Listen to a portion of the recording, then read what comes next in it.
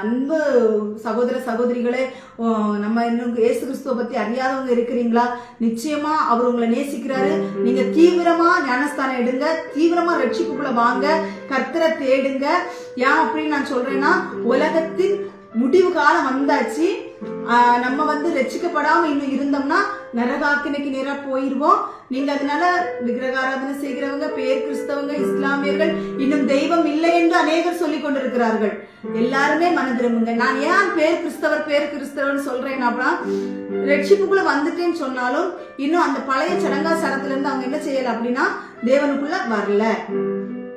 நம்ம பழைய சடங்காச்சாரத்துல இருந்து நம்ம தேவனுக்குள்ள வரணும்னா நம்ம என்ன செய்யணும் அப்படின்னா, முழுமையா அவரை அறிஞ்சு முழுமையா அவரை பரிசுத்த ஆவியை நமக்குள்ள பெற்றுக்கொண்டு நம்ம வழி நடக்கும் பொழுது அது செய்யற தப்பு, இது செய்யற தப்புன்னு தேவன் நமக்கு உணர்த்தி கொடுப்பாரு.